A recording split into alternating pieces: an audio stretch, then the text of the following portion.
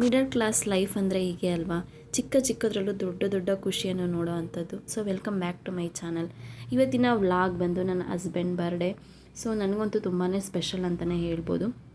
ಇದು ನೈಟು ಮಕ್ಕಳಿಗೋಸ್ಕರ ಅಂತ ಆನಿಯನ್ ಪಿಜ್ಜಾ ಮತ್ತು ವೆಜ್ ಪಿಜ್ಜಾನ ತರಿಸಿರೋ ಅಂಥದ್ದು. ಸೊ ಮಕ್ಕಳಿಗೋಸ್ಕರ ಅಥವಾ ಹೆಂಡ್ತಿಗೋಸ್ಕರ ಅಥವಾ ಫ್ಯಾಮಿಲಿಗೋಸ್ಕರ ಅಂತ ಅಂದರೆ ಏನೊಂದಕ್ಕೂ ತ್ಯಾಗ ಮಾಡೋಕ್ಕೆ ರೆಡಿ, ಆ ಥರ ನನ್ನ ಹಸ್ಬೆಂಡು. ಸೊ ಒಟ್ಟು ಮಕ್ಕಳು, ಫ್ಯಾಮಿಲಿ, ಹೆಂಡ್ತಿ ಚೆನ್ನಾಗಿರಬೇಕು, ಅವ್ರಿಗೆ ಎಷ್ಟೇ ಪ್ರೆಷರ್ ಆದರೂ ಪರವಾಗಿಲ್ಲ, ಆ ಥರ ಕ್ಯಾರೆಕ್ಟರು. ಸೊ ನನ್ನ ಗಂಡನ ಬಗ್ಗೆ ನಾನು ಹೇಳ್ಕೋಬೇಕು ಅಂತಂದರೆ ತುಂಬ ಖುಷಿಯಾಗುತ್ತೆ. ಸೊ ಸಿಕ್ಕಾಪಟ್ಟೆ ಹೆಲ್ಪಿಂಗ್ ನೇಚರು ಮತ್ತು ಫ್ಯಾಮಿಲಿ ಬಗ್ಗೆ ಮಾತ್ರ ತುಂಬ ಕೇರ್ ಮಾಡ್ತಾರೆ. ಹೆಂಡ್ತಿ ಆಗಲಿ, ಮಕ್ಕಳಾಗಲಿ, ಅಪ್ಪ ಅಮ್ಮನ ಬಗ್ಗೆ ಆಗಲಿ ತುಂಬ ಕೇರ್ ಮಾಡ್ತಾರೆ. ಫ್ಯಾಮಿಲಿಯನ್ನು ಮೇಯ್ನಾಗಿ ಬ್ಯಾಲೆನ್ಸ್ ಮಾಡ್ಕೊಂಡು ಹೋಗ್ತಿದ್ದಾರೆ. ಎಲ್ಲರ ಮನೆಯಲ್ಲೂ ಅತ್ತೆ ಸೊಸೆ ಜಗಳ ಎಲ್ಲ ಇರುತ್ತೆ ಅಲ್ವಾ. ಸೊ ನಮ್ಮ ಮನೆಯಲ್ಲೂ ಅದು ಇರುತ್ತೆ, ಚಿಕ್ಕ ಪುಟ್ಟದ್ದು ಇಲ್ಲ ಅಂತಲ್ಲ, ಬಟ್ ಚೆನ್ನಾಗಿ ಬ್ಯಾಲೆನ್ಸ್ ಮಾಡ್ತಿದ್ದಾರೆ. ಸೊ ಮದುವೆ ಆಗಿ 14-15 ವರ್ಷ ಆದರೂ ಕೂಡ ಫ್ಯಾಮಿಲಿನ ಇಷ್ಟು ನೀಟಾಗಿ ಇಟ್ಕೊಂಡಿದ್ದಾರೆ ಅಂದರೆ ಅಷ್ಟು ಈಸಿ ಅಲ್ಲ. ಸೊ ಅವ್ರಿಗೆ ಎಷ್ಟೇ ಕಷ್ಟ ಇರಲಿ, ಫ್ಯಾಮಿಲಿಗೋಸ್ಕರ ಅಂತಲೇ ತುಂಬ ಕಷ್ಟಪಡ್ತಿರ್ತಾರೆ. ನೈಟ್ ಇದು ಮಕ್ಳಿಗೆ ತುಂಬ ಹಿಂಸೆ ಮಾಡ್ತಿದ್ರು ಅಂತ ಪಿಜ್ಜಾ ತರಿಸಿದ್ರು. ಸೊ ನೆಕ್ಸ್ಟ್ ಡೇ ಅವ್ರದ್ದು ಬರ್ಡೇ ದಿನ, ನೀವು ನಂಬ್ತಿರೋ ಬಿಡ್ತಿರೋ, ಅವರು ಜೊತೆ ಇದ್ದವ್ರು ಇವಾಗ 80,000 ಸ್ಯಾಲ್ರಿ ತಗೊಳ್ತಾ ಇದ್ದಾರೆ.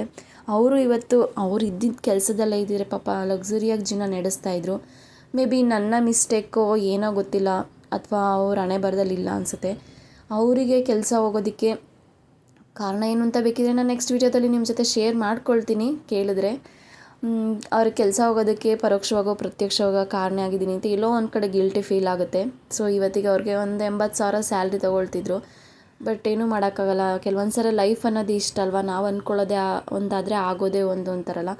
ಬಟ್ ಇವತ್ತಿಗೆ ಸ್ವಲ್ಪ ನಮಗೆ ಜೀವನ ನಡೆಸೋದಕ್ಕೆ ಪ್ರಾಬ್ಲಮ್ ಅಂತೂ ಇದೆ. ಬಾಡಿಗೆ ಮನೇಲಿ ಇದ್ಕೊಂಡು ಜೀವನ ಮಾಡೋದು ಅಷ್ಟು ಈಸಿ ಅಲ್ಲ. ಕಮಿಟ್ಮೆಂಟ್ಸು, ನಮ್ಮದೇ ಆದಂಥ ಕಮಿಟ್ಸ್ಮೆಂಟ್ಸ್ ಇರ್ತವೆ, ಲೋನ್ಗಳು, ಅದು ಇದು ಸುಮಾರು ಕಮಿಟ್ಮೆಂಟ್ಸ್ ಇರ್ತವೆ. ಒಬ್ಬರು ದುಡಿಯೋದ್ರಲ್ಲಿ ತುಂಬ ಕಷ್ಟ ಇದೆ. ಸೊ ಟೀ ಅಂಗಡಿ ಇತ್ತು, ನನ್ನ ತಮ್ಮನ ಮದುವೆ ಅಂದ್ಬಿಟ್ಟು ಇವಾಗ 1.5 ತಿಂಗಳಿಂದ ನಾವು ಟೀ ಅಂಗಡಿ ಕೂಡ ಕ್ಲೋಸ್ ಮಾಡಿದ್ದು. ತೆಗಿಯೋಣ ಅಂದ್ಕೊಂಡ್ರೆ ನನ್ನ ಹಸ್ಬೆಂಡ್ ತೆಗಿಯೋಕ್ಕೆ ಬಿಡಲ್ಲ. ಕೆಲ್ಸಕ್ಕೆ ಹೋಗ್ತೀನಿ ಅಂದರೆ ಕೆಲ್ಸಕ್ಕೂ ಕಳಿಸಲ್ಲ. ಅವ್ರದ್ದೇನು ಇಂಟೆನ್ಷನ್ ಅಂದರೆ ಹೊರಗಡೆ ಜನ ಹೇಗಿರ್ತಾರೋ ಏನೋ ಬೇಡ, ನಾನು ಹೆಂಡ್ತಿನ ಏನಕ್ಕೆ ಕಳಿಸ್ಬೇಕು ಕೆಲಸಕ್ಕೆ, ನಾನೇ ದುಡಿಬೇಕು, ಆ ಥರ ಇಂಟೆನ್ಷನು. ಬಟ್ ನನಗೆ ಆ ಥರ ಅಲ್ಲ, ಹೊರಗಡೆ ಹೋಗಬೇಕು, ದುಡಿಬೇಕು. ಪಾಪ ಅವರೊಬ್ಬರೇ ಪ್ರೆಷರ್ ಪಡೋದನ್ನು ನನ್ನ ಕೈಲಿ ನೋಡೋದಕ್ಕಾಗಲ್ಲ. ನನಗೆ ಸಿಕ್ಕಾಪಟ್ಟೆ ಬೇಜಾರಾಗ್ತಾ ಇರುತ್ತೆ.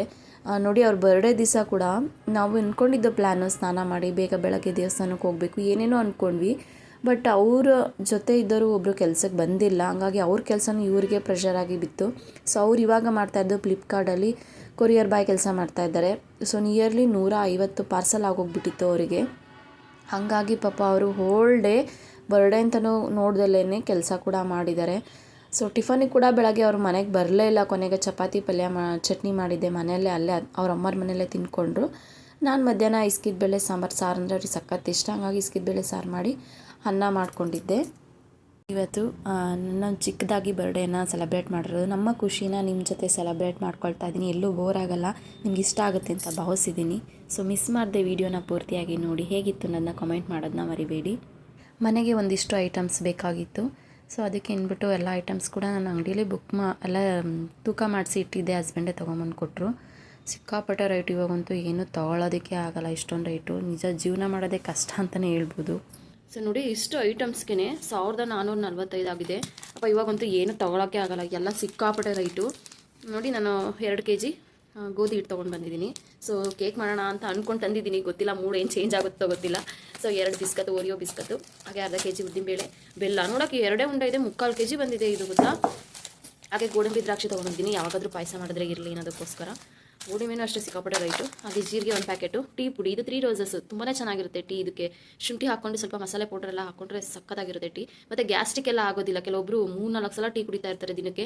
ಸೊ ಮಸಾಲ ಟೀ ಪುಡಿ ಅಂತ ಮಾಡಿಕೊಂಡ್ರೆ ಗ್ಯಾಸ್ಟ್ರಿಕ್ ಬರೋದಿಲ್ಲ, ಎಷ್ಟು ಸಲ ಕುಡಿದ್ರೂ ಅಷ್ಟು ಪ್ರಾಬ್ಲಮ್ ಆಗೋದಿಲ್ಲ. ಸೊ ರವೆ, ಬನ್ಸಿ ರವೆ ತೊಗೊಂಡಿದ್ದೀನಿ. ತರಕಾರಿ ಎಲ್ಲ ಹಾಕಿದಾಗ ತುಂಬಾ ಚೆನ್ನಾಗಿರುತ್ತೆ. ಇದು ನಾರ್ಮಲ್ ರವೆ. ಸೊ ಏನೋ ತರಕಾರಿ ಇಲ್ದೆಲ್ಲ ಇದ್ದಾಗ ಕೆಲವೊಂದು ಸಲ ಅರ್ಜೆಂಟಿಗೆ ಮಾಡೋಕ್ಕಾದ್ರೆ ಇದು ಚೆನ್ನಾಗಿರುತ್ತೆ. ಮತ್ತು ನೋಡೋಣ ಕೇಕ್ ಏನಾದರೂ ಮಾಡಿದ್ರೆ ಬೇಕಾಗುತ್ತೆ ಅಂದ್ಕೊಂಡು ರವೆ ತೊಗೊಂಬಂದಿದ್ದೀನಿ. ಹಾಗೆ ಸೊಪ್ಪು, ಅರಸನ ಸೊಪ್ಪು ತಿಂಗಳಿಗೆ ಒಂದು 3-4 ಅಂತೂ ಬೇಕೇ ಬೇಕು.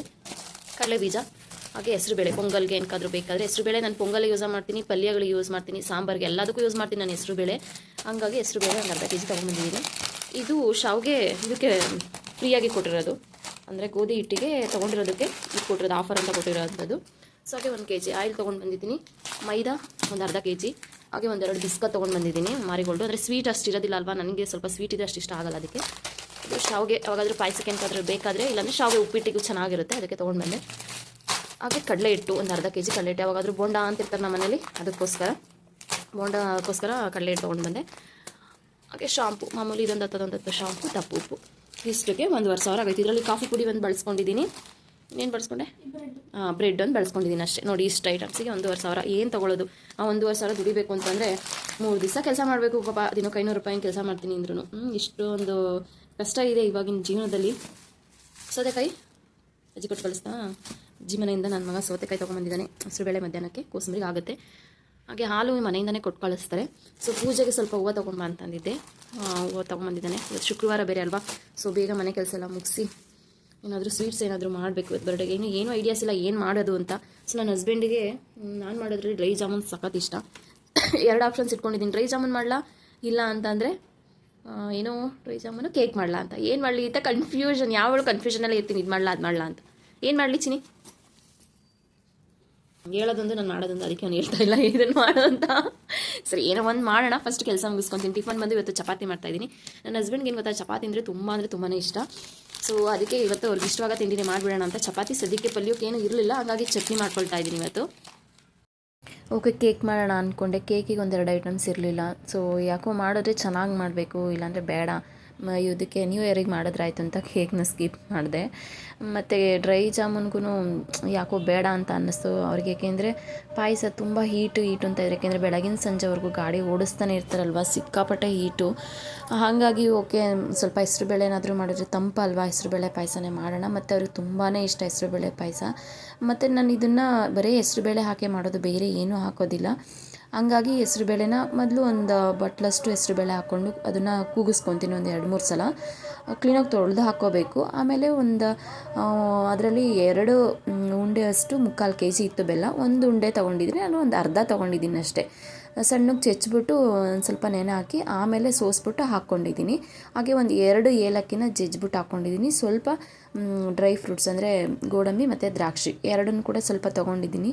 ನನ್ನ ಮಗ ನೋಡಿ ಮೊನ್ನೆ ಒಗ್ಗರಣೆ ಹಾಕು ಅಂತ ಅಂದ್ಬಿಟ್ಟು ಹೇಳಿದ್ರೆ ಫುಲ್ ಡಬ್ರಿನೇ ಹತ್ತಿಸ್ಬಿಟ್ಟು ಎಲ್ಲ ಬ್ಲ್ಯಾಕ್ ಮಾಡಿಬಿಟ್ಟಿದ್ದಾನೆ. ಅದನ್ನು ಕೂಡ ರೆಡಿ ಮಾಡಬೇಕು. ಸೊ ಏಲಕ್ಕಿ ಕೂಡ ಹಾಕ್ಕೊಂಡು ಒಂದೇ ಒಂದು ಕುದಿ ಬರಬೇಕು. ಬೆಲ್ಲ ಹಾಕಿರ್ತೀವಲ್ವ, ಒಂದು ಕುದಿ ಬಂದ ಮೇಲೆ ಇಳಿಸ್ಬಿಟ್ಟು ಹಾಲು ಹಾಕಬೇಕು. ಏಕೆಂದರೆ ಇವಾಗಲೇ ಹಾಲು ಹಾಕ್ಬಿಟ್ರೆ ಹಾಲು ಒಡೆದೋಗ್ಬಿಡುತ್ತೆ. ಯಾಕೆಂದ್ರೆ ಬೆಲ್ಲ ಹಾಕಿರ್ತೀವಲ್ವ. ಸಕ್ಕರೆ ನನಗೆ ಅಷ್ಟು ಹಾಕೋಕ್ಕೆ ಇಷ್ಟ ಆಗೋದಿಲ್ಲ. ನಾನು ಯಾವಾಗಲೇ ಪಾಯಸ ಮಾಡಿದ್ರು ಜಾಸ್ತಿ ಬೆಲ್ಲನೇ ಯೂಸ್ ಮಾಡೋದು. ಸಕ್ಕರೆ ಬಳಸೋಕೆ ನನಗೆ ಅಷ್ಟು ಇಷ್ಟನೇ ಆಗೋದಿಲ್ಲ ನನಗೆ. ಹಾಗಾಗಿ 1 ಗ್ಲಾಸಷ್ಟು ನಾನು ಹಾಲು ಹಾಕ್ಕೊಂಡಿದ್ದೀನಿ. ಇದು ಇಳಿಸಿದ ಮೇಲೇ ಹಾಕ್ಕೊಳ್ಳೋದು. ಇದಾದಮೇಲೆ ಒಂದು ಸ್ವಲ್ಪ ಹೊತ್ತಿಗೆ ಅದು ಸ್ವಲ್ಪ ಹೆಸರುಬೇಳೆ ಅಲ್ವಾ, ಸ್ವಲ್ಪ ಗಟ್ಟಿ ಆಗಿಬಿಡುತ್ತೆ, ಚೆನ್ನಾಗಿರುತ್ತೆ ಕುಡಿಯೋದಕ್ಕೆ. ನನಗೆ ತುಂಬ ಗಟ್ಟಿ ಇದ್ದರೆ ಅಷ್ಟು ಇಷ್ಟ ಆಗೋಲ್ಲ. ತೆಳುವಾಗಿರಬೇಕು ಅಂದರೆ ನಾವು ಗ್ಲಾಸಿಗೆ ಹಾಕ್ಕೊಂಡು ಕುಡಿಯೋ ರೀತಿಯಾಗಿ ಇರಬೇಕು. ಆ ಥರ ತುಂಬ ಚೆನ್ನಾಗಿರುತ್ತೆ. ಸೊ ಆಲ್ಮೋಸ್ಟ್ ಪಾಯಸ ರೆಡಿ ಆಯಿತು. ಮತ್ತು ಅತ್ತೆ ಮನೆ ಹತ್ರ ಹೋಗ್ಬಿಟ್ಟು ಕೇಕ್ ತರೋದಿತ್ತು. ಅವ್ರಿಗೇನು ಹೇಳಿರಲಿಲ್ಲ ನನ್ನ ಹಸ್ಬೆಂಡ್ಗೆ. ನಾನೇ ಮಾಡೋಣ ಅಂದ್ಕೊಂಡೆ, ಬಟ್ ಆಗಲಿಲ್ವಲ್ಲ, ಅಟ್ಲೀಸ್ಟ್ ಕೇಕ್ ಆದರೂ ತರೋಣ ಅಂತ ಅಂದ್ಕೊಂಡು ರೆಡಿ ಮಾಡಿಕೊಂಡೆ. ಸೊ ಪಾಯಸ ಕೂಡ ಅತ್ತೆ ಮನೆಗೆ ಸ್ವಲ್ಪ ತೊಗೊಂಡೋಗಿ ಕೊಟ್ಬಿಡೋಣ ಅಂತ ಅಂದ್ಬಿಟ್ಟು. ಸೊ ಪೂಜೆನ ನಾನು ಬೆಳಗ್ಗೆ ಒಂದು ಸಲ ಮಾಡ್ಕೊಂಡಿದ್ದೆ, ಮತ್ತು ಸಂಜೆ ಮನೆಗೆ ಬರ್ತಾರಲ್ಲ ಹಸ್ಬೆಂಡ್, ಅವರು ಒಂದು ಸಲ ಪೂಜೆ ಮಾಡಲಿ ಅಂದ್ಬಿಟ್ಟು ಸಂಜೆ ಕೂಡ ಎಲ್ಲ ಪೂಜೆ ಎಲ್ಲ ಮಾಡಿಬಿಟ್ಟು ಸರಿ ಹೋಗಿ ಕೇಕ್ ತೊಗೊಂಬರೋಣ ಅಂದ್ಕೊಂಡು ನಾನು ಮತ್ತು ಮಕ್ಕಳು ಹೊರಟ್ವಿ. ಆಲ್ಮೋಸ್ಟ್ ಆಗಲೇ 9:30 ಆಗೋಗ್ಬಿಟ್ಟಿತ್ತು. ಎಲ್ಲಿ ಬಾಕ್ಲಾಕ್ಬಿಟ್ಟಿರ್ತಾರೋ ಏನೋ ಅಂದ್ಕೊಂಡೆ ನಾವು ಹೊರಟ್ವಿ.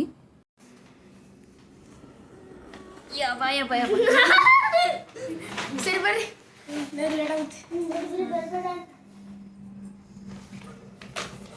ನಾನೇನಂದರೆ ಕೇಕ್ ಮನೆಗೆ ತೊಗೊಂಡ್ಬಂದರೆ ನಾನು ಮಕ್ಕಳು ಅಷ್ಟೇ ಅಲ್ವಾ ಕಟ್ ಮಾಡೋದು.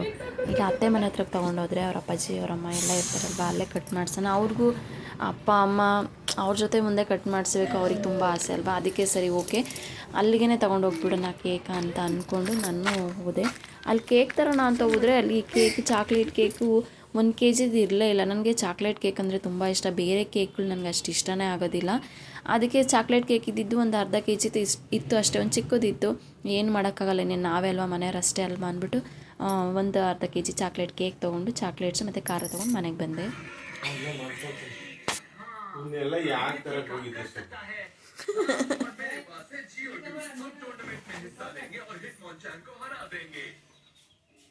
ಅವ್ರು ಬೆಳಗ್ಗೆ 6 ಗಂಟೆ 7 ಗಂಟೆಗೆ ಅವರು ಕೆಲ್ಸಕ್ಕೆ ಹೋದರು. ಬಂದಾಗೇ 10:30 ಆಗೋಗಿತ್ತು. ಆವಾಗ ಬಂದು ಪಾಪ ಸ್ನಾನ ಮಾಡ್ಕೊಂಡು ರೆಡಿಯಾಗಿ ಬಂದರು.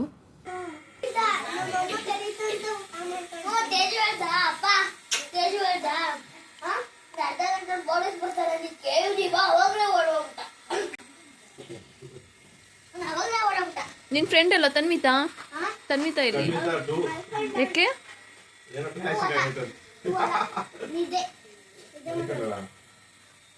ನಿನ್ನ ತಂಗಿ ಅಲ್ಲಪ್ಪ ಏನು ಗೊತ್ತಾ, ಈ ಹುಡುಗ ನನ್ನ ಚಿಕ್ಕ ಮಗನ ಫ್ರೆಂಡು, ಅಂದರೆ ನಮ್ಮ ಮನೆ ಹತ್ರನೇ ಇರೋವಂಥದ್ದು. ಒಂದೇ ಕ್ಲಾಸಲ್ಲ, ಆದರೂ ಒಬ್ರನ್ನೊಬ್ರು ಬಿಟ್ಟಿರೋದಿಲ್ಲ. ಮತ್ತು ಈ ಪಾಪುಗೆ ಅಮ್ಮ ಇಲ್ಲ, ಅಂದರೆ ಇವ್ರ ತಂಗಿ ಹುಟ್ಟಿದ ತಕ್ಷಣವೇ ಅವ್ರ ಅಮ್ಮ ತೀರಿದ್ರು. ನೋಡಿದ್ರೆ ಸಿಕ್ಕಾಪಟ್ಟೆ ಬೇಜಾರಾಗುತ್ತೆ, ಹೌದಲ್ವಾ? ಅಮ್ಮ ಅನ್ನೋದು ತುಂಬ ಇಂಪಾರ್ಟೆಂಟು, ಅದರಲ್ಲೂ ಮಕ್ಕಳಿಗೆ ಸಿಕ್ಕಾಪಟ್ಟೆ ಇಂಪಾರ್ಟೆಂಟು. ಬಟ್ ಮಕ್ಕಳನ್ನ ನೋಡಿದ್ರೆ ಬೇಜಾರಾಗುತ್ತೆ. ಆದರೂ ತುಂಬ ಚೆನ್ನಾಗಿ ನೋಡ್ಕೊಂಡಿದ್ದಾರೆ ಅವ್ರ ಮನೆಯಲ್ಲಿ.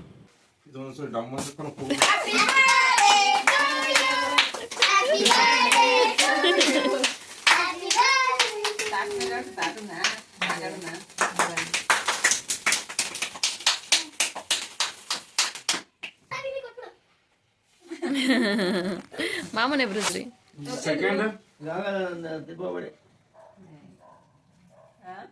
ಆಗಲ್ಲ ಒಂದ್ ಜೊತೆ ಕುತ್ಕೊಳಕ್ಕೆ ಇಕ್ಬೇಕಂತಾನೆ ಇಕ್ಬೇಕಂತ ಇಕ್ಕ ಲೈಟ್ ಬೆಳಕಲ್ಲ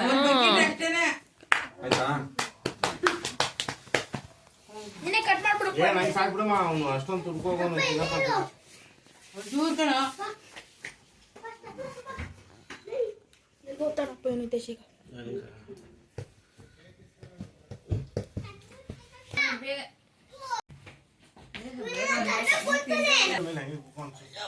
ಒಂಚೂರು ಕೂಕ ಇದೆ ರಾಜನ ಹುಷಾರಿಲ್ಲ.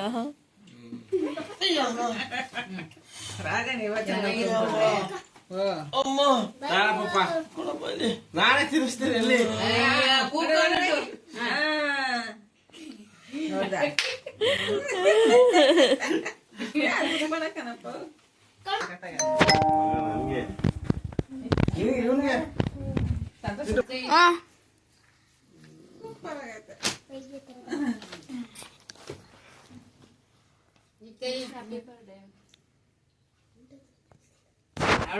ಈಗ ಹೋಗ್ತೇಕ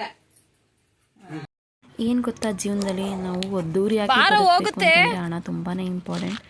ಆದರೆ ಹೇಗಿದೆಯೋ ಹಾಗೆ ಜೀವನನ ನಾವು ನಡೆಸ್ತೀವಿ ಅಂತಂದರೆ ಹಣ ಅವಶ್ಯಕತೆ ಇಲ್ಲ. ಒಳ್ಳೆ ಗುಣ ನಡೆಸಿ ನಂಬಿಕೆ ಮೇಲೆ ಇದ್ರೆ ಅಷ್ಟೇ ಸಾಕು. ಸೊ ಎಲ್ಲರೂ ಚೆನ್ನಾಗಿದ್ದಾರೆ, ನಾವು ಹಂಗೆ ಬದುಕ್ತೀವಿ, ಯಾವ ಥರನೇ ಇರ್ತೀವಿ, ಅದು ಬೇಕು ಇದು ಬೇಕು ಅಂತ ಕೇಳೋದಕ್ಕಿಂತ ನಮ್ಮ ಫ್ಯಾಮಿಲಿ ಹೆಂಗಿದೆ, ನಮ್ಮ ಕಷ್ಟ ಅನುಕೂಲ ಎಲ್ಲ ಹೇಗಿದೆ ನೋಡಿಕೊಂಡು ನಾವು ಹೊಂದ್ಕೊಂಡು ಅಡ್ಜಸ್ಟ್ ಮಾಡ್ಕೊಂಡು ಹೋಗಬೇಕು. ಇದನ್ನು ನನ್ನ ಪಾಲಿಸಿ. ಸೊ ಇರೋದ್ರಲ್ಲಿ ನೆಮ್ಮದಿಯಾಗಿರಬೇಕು ಅನ್ನೋದಷ್ಟೇ. ಬರೋದ್ರೊಳಗಡೆ 11:30 ಆಗೋಗ್ಬಿಟ್ಟಿತ್ತು.